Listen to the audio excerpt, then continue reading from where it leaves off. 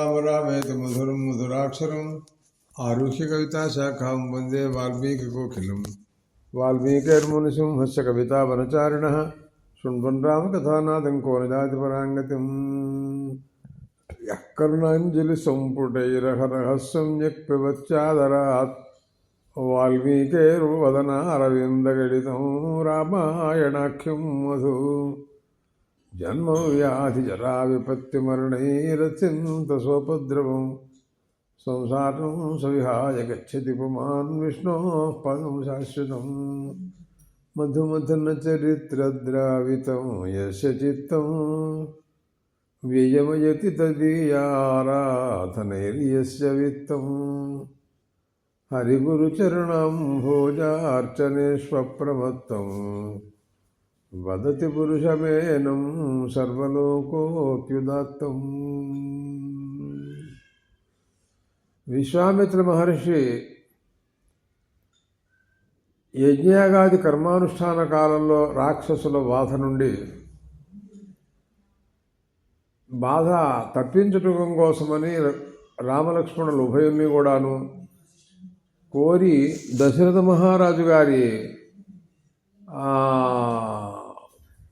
దగ్గర నుంచి రామలక్ష్మణులు ఇద్దరిని తీసుకొస్తున్నాడు. మార్గమధ్యంలో సరయూ నది, గంగా నది ఈ రెండింట్ల యొక్క సమాగమం. అటువంటి పవిత్రమైనటువంటి ఒకనొక చోటుకు చేరారు. తత్ర ఆశ్రమపదం పుణ్యం ఋషీణాం ఉగ్రతేజసాం బహువర్ష సహస్రాణి తప్యతాము పరమంతపః. అక్కడ మహర్షుల యొక్క ఆశ్రమాలు కనపడుతున్నాయి. వాళ్ళు చాలా సంవత్సరాలుగా అక్కడ తపస్సు చేసుకుంటూనే ఉన్నారు. అది సామాన్యమైనటువంటి చోటు కాదు. కానీ రాముడికి తెలుసుకోవాలనేటువంటి కోరిక కలిగింది. అందువలన విశ్వామిత్ర మహర్షిని అడుగుతున్నాడు. మహర్షి, కస్యాయం ఆశ్రమ పుణ్య కోన్వస్మిన్ వసతే పుమాన్ భగవన్ శ్రోతుమిచ్చావః పరం కౌతూహలం హిను. ఎవరిదబ్బా ఈ ఆశ్రమం? చాలా గొప్పగా కనపడుతోంది. ఇక్కడ ఎవరుంటారు? వీళ్ళని గురించి నాకు తెలియజేయవలసిందిగా కోరుతున్నాను అని అడిగాడు. దానిపైన మాట్లాడుతూ కందర్పో మూర్తిమానాసేతు కామయుచ్యుచ్యతే బుధై. రామ, మన్మధుడు అనేటటువంటి అతన్ని గురించి విని ఉంటావు. కందర్పుడు, కామహ అని ఇలాంటి పేర్లతో ఆయనకి వ్యవహారం ఉంది. ఒకానొకప్పుడు సాక్షాత్తు కైలాసవాసి అయినటువంటి శంకరుడు, పార్వతీదేవి తపస్సు చేసుకోవటం, వాళ్ళ నియమాలు, వాళ్ళ హడావిడి అవన్నీ కూడా ఉంటూ ఉంటాయి. ఆయన పార్వతీదేవితో హిమవత్ పర్వతం మీద వివాహం చేసుకోవడం, ఆయన వెళుతూ ఉండటం, మళ్ళీ కైలాసానికి వెళ్ళటం, ఇలాంటి సందర్భాలు. అటువంటి పరిస్థితులలో మన్మధుడు వెళ్ళి ఆయన సమాధిని పాడు చేశాడు. ఆయన ఎప్పుడు సమాధిలో ఉంటారు. అనగ్ధస్య రఘుద్రేణ చక్షుషా రఘునందన విశీర్యంత శరీరాత్ స్వాతో సర్వగాత్రాన్ని దుమ్మతే. రామ, శంకరుడు యొక్క మూడో కన్ను అది అగ్ని. ఆ కంటితో మన్మధుడు కాస్త తగలడిపోయినాడు. ఆయన తపస్సుకి సమాధికి ఇబ్బంది కలుగజేశాడండి మన్మధుడు. అందుకోసం ఆయన కాల్చేశాడు. దానివలన ఆయన యొక్క శరీరం ముక్కలు ముక్కలైపోయి బూడిదైపోయి ఇక్కడ పడిపోయినాయి అనేక చోట్ల. మన్మధుడు యొక్క అంగాలన్నీ పడిపోయిన చోటు కాబట్టి దీనికి అంగదేశం అని పేరుని చెప్పాడు ఆయన. అప్పటి నుంచి దానికి అటువంటి వ్యవహారం వచ్చింది. ఇక్కడ చాలామంది మహాత్ములు తపస్సు చేసుకుంటూ ఉంటారు. వీళ్ళందరూ ధర్మపరులు. వీళ్ళకి పాపం లేదు అసలు. ఈ ఆశ్చర్యనీయం రామావసేమ పురుష శుభదర్శన పుణ్యజో సరితోర్మధ్యే స్వస్తరిష్యామహే వయం. ఈరోజు ఇక్కడ పడుకుందాం మనం. ఈ గంగా సరయూ నది రెండింట్ల యొక్క సంగమం చోటు ఇది. పవిత్రమైనటువంటి చోటు. ఇక్కడ ఉందాం. రేపొద్దున స్నానం చేసి మనం అనుష్ఠానం చేసుకుని ఇక్కడి నుంచి వెళదాము అని చెప్పాడు ఆయన. సరే అట్లాగే అన్నాడు. రాముడు అంగీకరించారు. అక్కడ ఉన్నటువంటి మహర్షులందరూ కూడాను రామలక్ష్మణులు కూడా చూశారు. విశ్వామిత్ర మహర్షి రావటం, రామలక్ష్మణులు రావటం వాళ్ళకి చాలా సంతోషానికి కారణమైంది. వాళ్ళందరికీ అర్ఘ్యవాద్యాదులు ఇచ్చి వారు గౌరవాలు చేశారు. క్రమక్రమంగా రాత్రి సంధ్యాకాలం అయింది. రాత్రిపూట అనేక కథలు విశేషాలు మాట్లాడుకుంటూ రాత్రంతా అక్కడే గడిపారండి. మళ్ళీ ప్రాతకాలంలో లేచారు. గంగానది తీరం అది, సరయూనది కూడా సంగమం కూడా ఉందన్నమాట. లేచి మళ్ళీ వాళ్ళు చేసుకోవలసినటువంటి ప్రాతకాల కృత్యాలన్నీ నిర్వహించుకుని తేజసర్వే మహాత్మా నోమనయ సంస్కృతవ్రతా ఉపస్థాప్య నావం విశ్వామిత్రమథాబ్రువన్ను. వాళ్ళు ఒక నావని ఏర్పాటు చేశారు అక్కడ మహర్షులందరూ కూడాను. అంటే గంగను దాటడానికి. ఆ గంగ దాటి అవతల పక్కకు వెళ్ళాలి. సరే, ఈ నావను దాటడానికి, ఈ గంగను దాటడానికి ఇదిగో నావని చెప్పి తీసుకొచ్చారు. దాని మీద వాళ్ళు ఉభయులు కూడాను దాటారు, రామలక్ష్మణులతో సహా మహర్షి. కొంత దూరం వెళ్ళిన తర్వాత ఒక భయంకరమైనటువంటి ధ్వని వినపడుతోంది. అది ఏమిటో తెలియలేదు. రాముడు అడిగారు, ఏమిటిది? ఇక్కడ మంచి నీళ్లు పైనుంచి బాగా పడుతూ ఉంటే మోత ఎలా ఉంటుందో అలాంటి మోత. ఆ ధ్వనిని చూసి ఆశ్చర్యపడ్డాడు ఆయన. మహర్షి ఏమిటిదని అడిగాడు. అడిగితే అప్పుడు ఆయన అన్నారు, మానస సరస్సు నుండి నీళ్లు పైనుంచి పడి పడి సరయూ నదిలోకి వస్తుంది. ఆ మానస సరస్సు నుంచి వచ్చిన నీళ్లే ప్రవాహ రూపంలో సరయు అంటారు. దాన్ని సరయూహు అనమాట. సరస్సు అంటే మానస సరస్సు, మానస సరోవరం. దాంట్లోంచి వచ్చినటువంటి, దానికి బ్రహ్మ సరస్సు అని పేరు కూడా ఉంది. దాంట్లోంచి వచ్చినటువంటి నీళ్ళే ఆ మోత పైనుంచి పడుతూ ఉంటే ధ్వని కనపడుతోంది అని అన్నారు ఆయన. తర్వాత దానికి నమస్కారం చెయ్యి, చాలా పవిత్రమైంది ఇది, మానస సరోవరం నుంచి వచ్చినటువంటి నీళ్లు అని అంటూ ఇవన్నీ చెప్పారు విశ్వామిత్ర మహర్షి ఆయనకి. తాభ్యాంజితా ఉభూకృత్వా ప్రణామో అతి ధార్మికవు తీరం దక్షిణమాసాజ్ఞాజక్ముత లఘు విక్రమవు. ఆయన చెప్పినట్టుగానే ఆ నదికి నమస్కారం చేశాడు. క్రమంగా దక్షిణ పక్కగా ఆ ప్రాంతంలోకి వెడుతున్నారు. అక్కడ భయంకరమైనటువంటి ఒకనొక ప్రాంతం కనబడింది. మనుష్యులు ఎవరూ లేరు అసలు. అదేమిటి ఇంత భయంకరంగా ఉంది? చాలా భయంకరమైనటువంటి చెట్లు, భయంకరమైనటువంటి జంతువులు, వాటితో కీకారణ్యంలాగా ఉంది. ఏమిటిది ఇలా ఉంది ఏమిటి అని అడిగాడు రాముడు. దానిపైన మాట్లాడుతూ విశ్వామిత్ర మహర్షి అన్నారు, రామ ఏతో జనపదో స్పీతో పూర్వమాస్తా నరోత్తమ మలదాశ్చ కరుషాశ్చ ఆ దేవ నిర్మాణ నిర్మితవు. మలదము కరుషము అని గ్రామాలటవి. ఒక గ్రామం పేరు మలదం, ఒక గ్రామం పేరు కరుషం. ఈ రెండు కూడాను దేవరాజు అంటే దేవేంద్రుడు ఏర్పాటు చేసినటువంటి ఏర్పాటు. చాలా గొప్పగా పంటలు పండటం అవన్నీ ఎంతో సుందరంగా ఉంటూ ఉంటాయి ఇవి. ఎందుకుని దేవేంద్రుడు ఆ ఏర్పాటు చేశాడు అని అన్నట్లయితే, పూర్వం వృత్రాసుర వధ చేశాడు దేవేంద్రుడు. అతనికి అశుచి అపవిత్రత ఏర్పడింది, బ్రహ్మహత్య. అది పోగొట్టుకోవడం కోసమని మహర్షులు దేవతలు అందరూ అక్కడ స్నానం చేయించారు ఆయన చేత. ఆ స్నానం చేయటం చేత ఆయనలో ఉండే మాలిన్యం అంటే ఆ పాపం పోయింది. ఇక్కడ అటువంటి పవిత్రమైనటువంటి చోటు అంటే బ్రహ్మహత్యా పాపాన్ని కూడా పోగొట్టుకోవడానికి అది చోటయింది దేవేంద్రుడికి. అంటే ఆ భూమి మీదే ఆయనకు ఉండేటువంటి బ్రహ్మహత్యా పాపం కానీ, మరి ఆకలి బాధలు అలాంటివన్నీ కూడాను అక్కడే పోయినాయి అన్నమాట. ఆయన సంతోషించి వరం ఇచ్చాడు ఈ ప్రాంతానికి. నా దప్పిక ఆకలి మరి బ్రహ్మహత్యా పాపాన్ని పోగొట్టినటువంటి చోటు కనుక ఈ పల్లెటూళ్ళకి పేరు మలదము కరుషము అని పేర్లతో ఉంటాయి ఇవి అన్నట్ట. చాలామంది దేవతలందరూ కూడా చాలా సంతోషించారు. అప్పటి నుంచి సమృద్ధిగా పంటలు పండుతూ ఉంటాయి అక్కడ, చాలా బాగుంటుంది.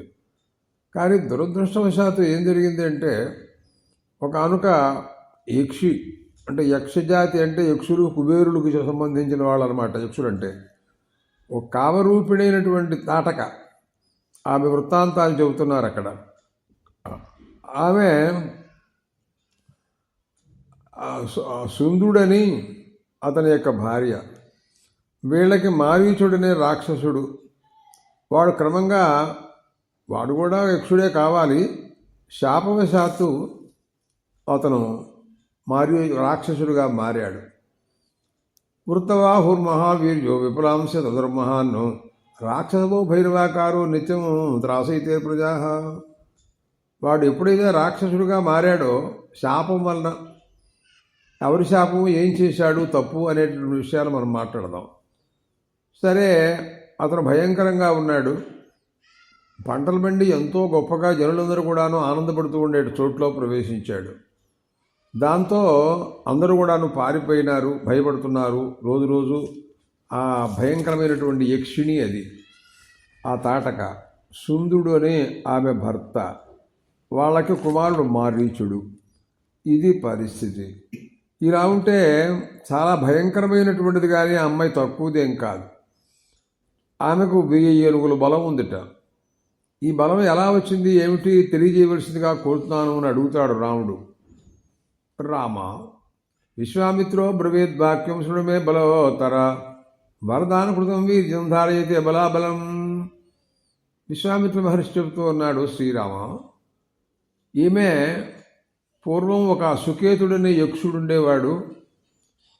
అతను ఆ మంచివాడే తపస్సు చేస్తూ ఉండేవాడు.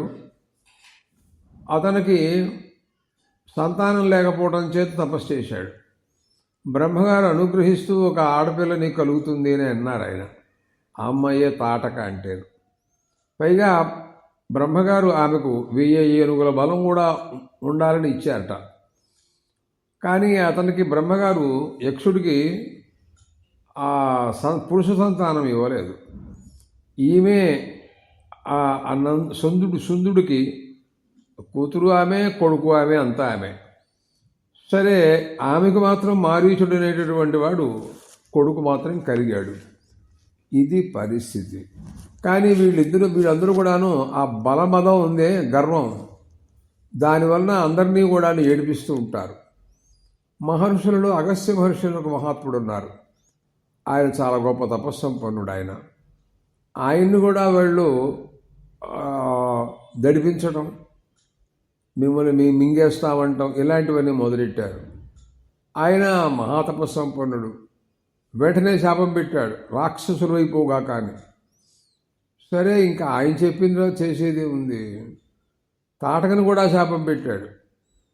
తర్వాత ఏమో అతను తాటక భర్త ఉన్నాడే, అతను ఆ శాపానికి లేడు, వెళ్ళిపోయినాడు. అతను సుందుడు చచ్చిపోయినాడు. ఈమె కొడుకుతో పాటు ఇలా తిరుగుతూ ఉండేది. ఇలాంటి పరిస్థితుల్లో ఉత్సాదయచ్చే నమగస్య చరితం శుభం. అక్కడి నుంచి మహర్షి యొక్క శాపానుసారంగా భయంకరమైన ఆకారంతో తిరుగుతూ ఉంటుంది. వాడు కూడా రాక్షసుడైనాడు, ఆమె కూడా అలాగే అయింది. ఈమెను ఎవరు కూడాను సంహరించలేకపోతున్నారు. ఆ ప్రాంతాలు విడిచిపెట్టేసేసి వెళ్ళిపోయినారు జనాలందరూ కూడాను. ఎంతో గొప్పగా ఉండేటటువంటి దేశాలు ఇవి. అలాంటి వాటిని నిర్జనంగా జనం లేకుండా చేసేసింది అమ్మాయి. రామ, ఈమెను నువ్వు సంహరించాలి అని శ్రీరామచంద్రుడితో చెప్పారు. అదేమిటండి, ఆమెను సంహరించడం ఏమిటి అని అనుకుంటావేమో ఒకవేళ. గోబ్రాహ్మణ హితార్థాయ జహితుష్టపరాక్రమం. గోబ్రాహ్మణ హితం కోసం ఏదైనా చేయొచ్చయ్యా. నహ్యేనాం శాపముత్సృష్టాం గశ్చితుత్పదేపుమాన్. ఈమెను సంహరించడం ఎవరి వల్ల కాదు అని అన్నారు. స్త్రీవధ అనేటటువంటి ఒకనొక శంకని మనస్సులో ఉందేమో ఒకవేళ. అందుకోసమని ఆమెను నువ్వు సంహరించడం ఇష్టం లేక ఏదన్నా దయ చూపిద్దామని ఇలా అనుకుంటావేమో. అలా అనుకోవటానికి వీల్లేదన్నారు. చాతుర్వర్ణి హితార్థాయ కర్తవ్యం రాజసూనున. రాజునేటటువంటి వాడు ఉన్నాడే, చాతుర్వర్ణ్య హితం, బ్రాహ్మణ క్షత్ర వైశ్య శూద్రుడు, వాళ్ళకి పరిపూర్ణంగా క్షేమం కలిగేటట్టుగా చూడాలి. నృశంసం వా ప్రజాకార రక్షణ కారణాతు పాతకం వా సదోషం వా కర్తవ్యం రక్షతా సదా. రాజ్యభారం నిర్వహించేటటువంటి రాజు అటువంటి వాడు ప్రజారక్షణ కారణాత్, ప్రజలను రక్షించడంలో ఎటువంటి పనైనా వాడు చేయవలసిందే కానీ పాపమా పుణ్యమా అనే ఆలోచన వాడు చేయకూడదన్నారు ఆయన. నృశంసం అనుశంసం వా, క్రూరం కావచ్చు, ఏదైనా కావచ్చు, దోషం కావచ్చు, దుష్టమైన కావచ్చు, పాతకం కావచ్చు, ప్రజలను రక్షించడమే ముఖ్యం అతనికి, అంతే. రాజ్యభారణయుక్తానాం మేష ధర్మ సనాతన, ఇది రాజ్యభారాన్ని నిర్వహించేటువంటి రాజులకు అందరికీ కూడాను కర్తవ్యమై ఉందయ్యా. ఈ విషయం మనుస్మృతిలో మనువు గారు కూడా చెప్పారు. కాబట్టి నువ్వు అధర్మం అనుకోకుండా ఈమెను సంహరించవలసిందిగా నేను ఆజ్ఞాపిస్తున్నాను అని అన్నారు ఆయన. పూర్వం ఒకప్పుడు దేవేంద్రుడు, ఆయన కూడా త్రిలోకాధీశుడు రాజు, రాజ్య పరిపాలన చేయడంలో అనేక చికాకులు ఉంటూ ఉంటాయి. ఒకానొక మంధర అనేటటువంటి ఆమెను, పృథ్వీని సంహరించడానికి బయలుదేరినటువంటి ఆమెను సంహరించాడు ఆయన. మహావిష్ణువు కూడా భృగుపత్ని,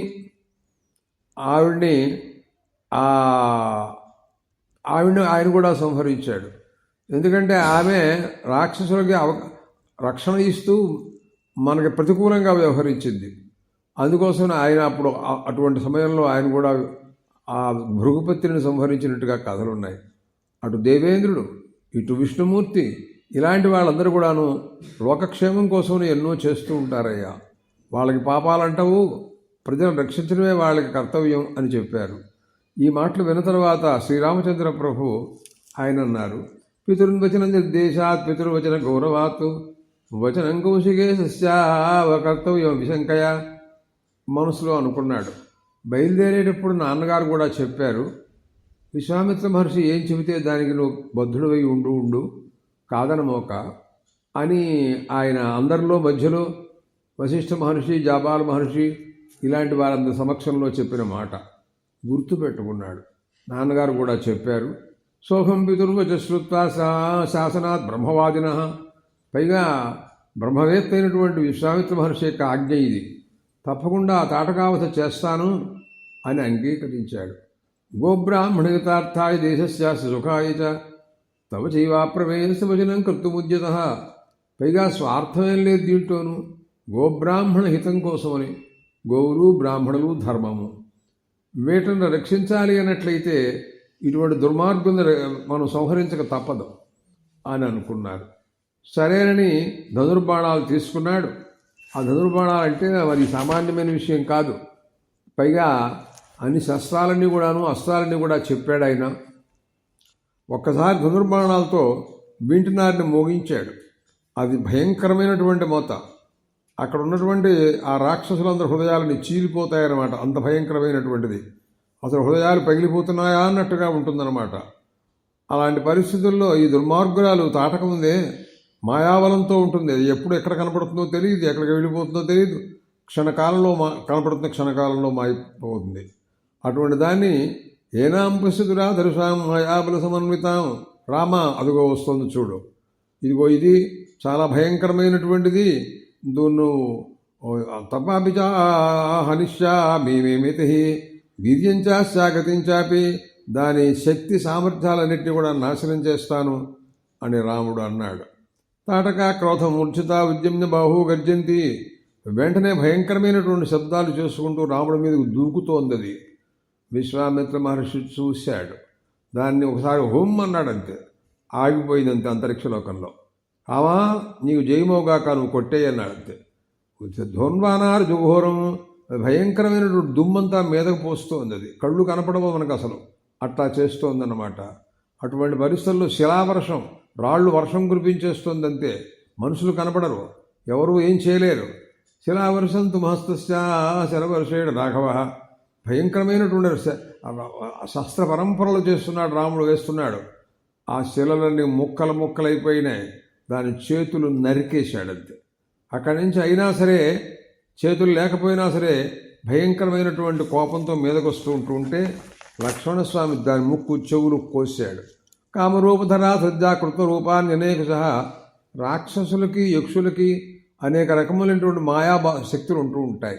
అనేక రూపాలు తాలుస్తుంది అది. రావణాసుడు తలకాయలు పోతే మళ్ళీ తలకాయలు వస్తూ ఉంటాయి.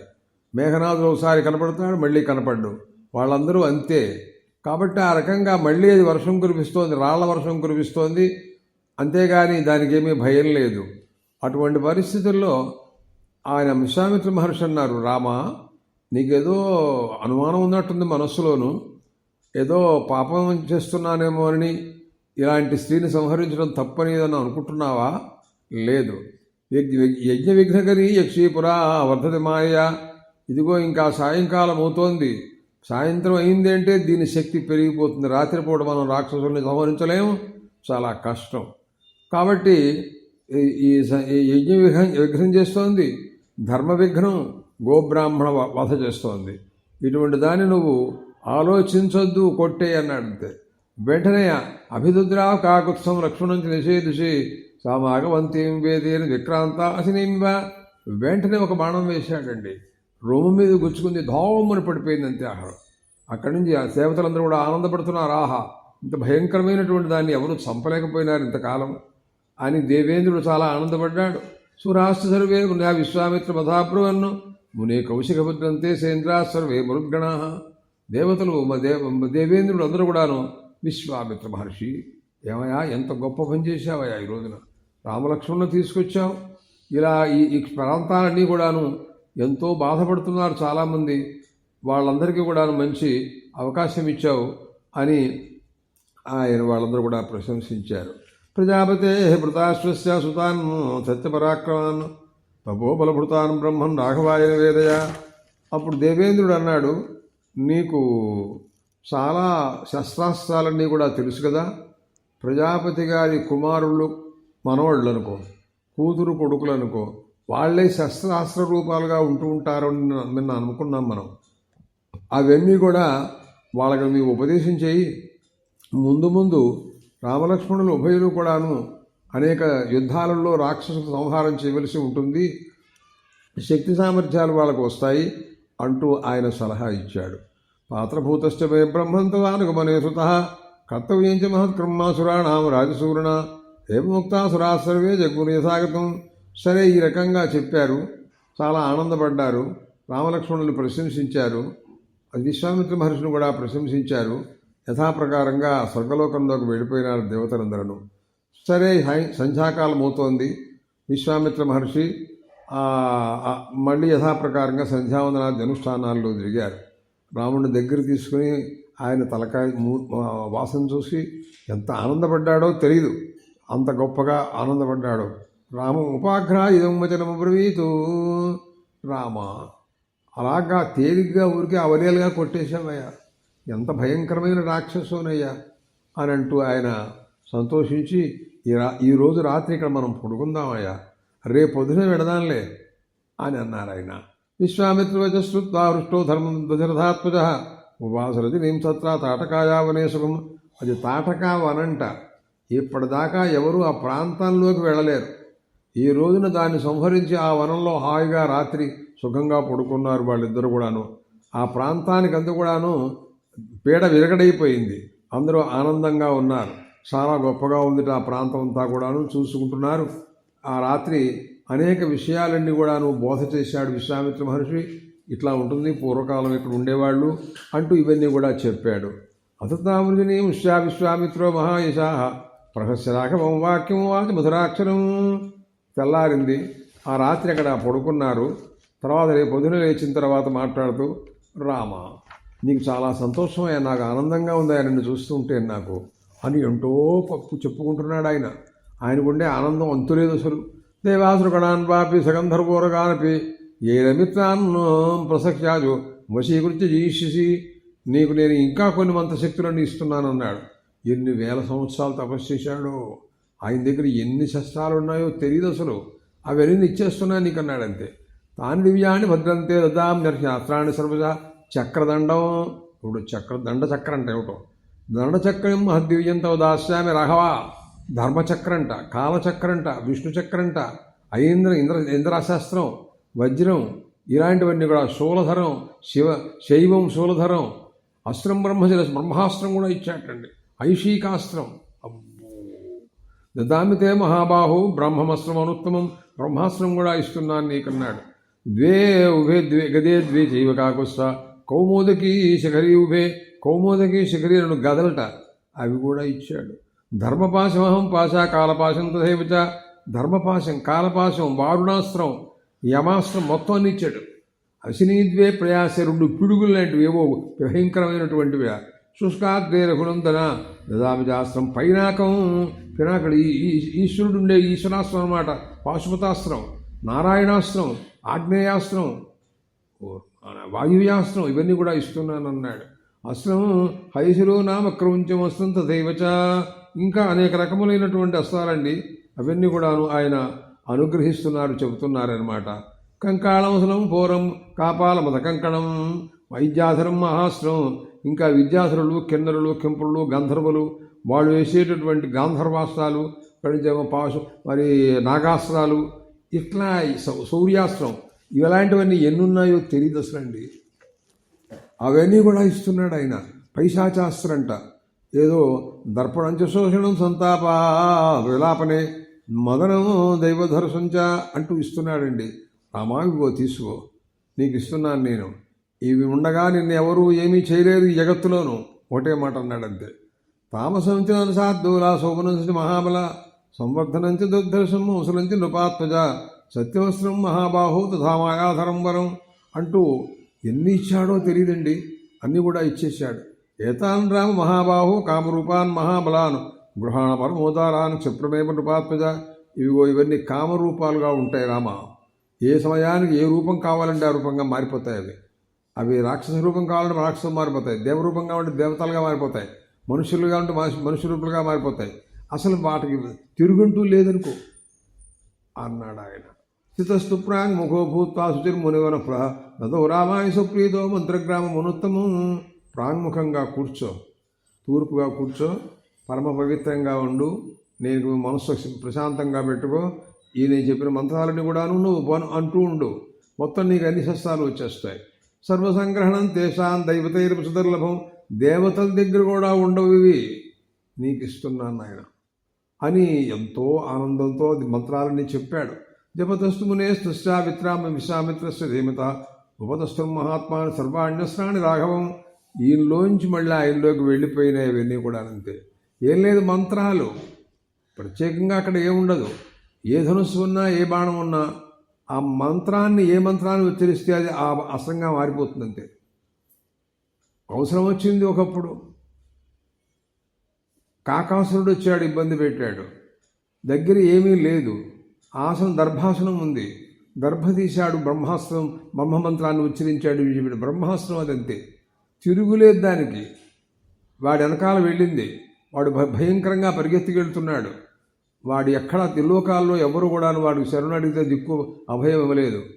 విష్ణులోకంలోకి వెళ్ళాడు, ఇంద్రలోకంలోకి వెళ్ళాడు. ఏమిటని అడిగాడు? అదిగో నా వెనకాల బ్రహ్మాస్త్రం వస్తుంది, నాకు శరణం ఇవ్వని అడిగాడు. ఇక్కడ నీ ముందు పో, నన్ను కూడా అది చంపేస్తుంది, నువ్వు వెళ్ళిపోమని తోసిస్తాడు. కైలాసం వెళ్ళాడు, ఏమిటని అడిగాడు? అదిగో నా వెనకాల బ్రహ్మాస్త్రం వస్తుంది అన్నాడు. రాముడికి విడిచిపెట్టాడు అన్నాడు. బ్రహ్మాస్త్రం వేస్తే మేము ఇవ్వగలం ఆ రక్షణ, నువ్వు వెళ్ళిపోయి ఇక్కడి నుంచి అన్నాడు.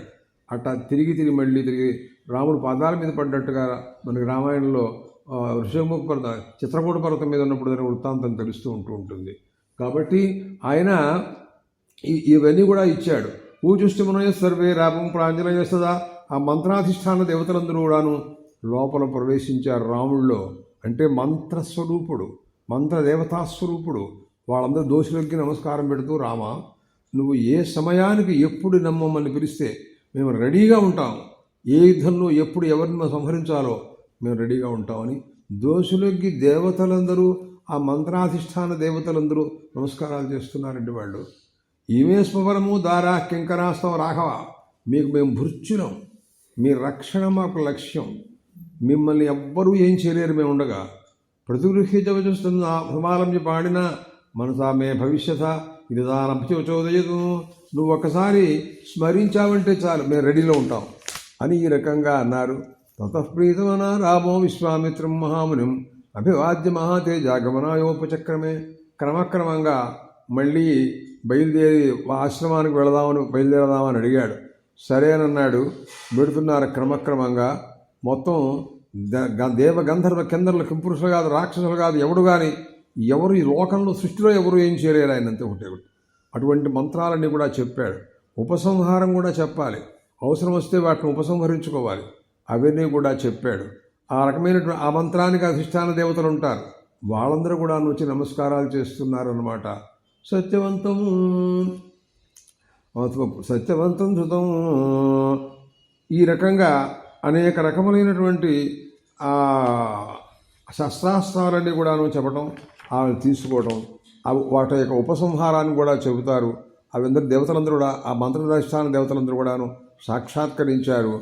వాళ్ళందరూ ఎలా ఉన్నారంటే కేచిదు దివ్యభాస్కర దేహాహ, సూర్యుల్లాగా ప్రకాశిస్తున్నారు కొంతమంది నిప్పుల్లాగా వెలుగుతున్నారనమాట, సూర్యచంద్రులాగా వెలిగిపోతున్నారు కొంతమంది. దోషులకి రాముడితో మాట్లాడుతున్నారు. రామ ఇవే స్మరసార్థుల శాధి కింకరమామతే, మమ్మల్ని శాసించు, నువ్వేం చేయమంటే చేస్తాం, ఎప్పుడు రమ్మంటే ఎప్పుడు వస్తాం, ఎప్పుడు ఏ సమయంలో అలా ఉండమంటే ఉంటాం అని రకంగా అన్నారు. తర్వాత ఇవన్నీ లక్ష్మణస్వామి కూడా ఉపదేశించి చెప్తారు ఆయన. ఆ ప్రకారంగా ఆయన కూడా లక్ష్మణస్వామికి కూడా చెప్తారు అస్త్రాస్త్రముల యొక్క అవన్నీ కూడాను. తర్వాత మిగతా విషయాలు మళ్ళీ మన తర్వాత మాట్లాడదాం.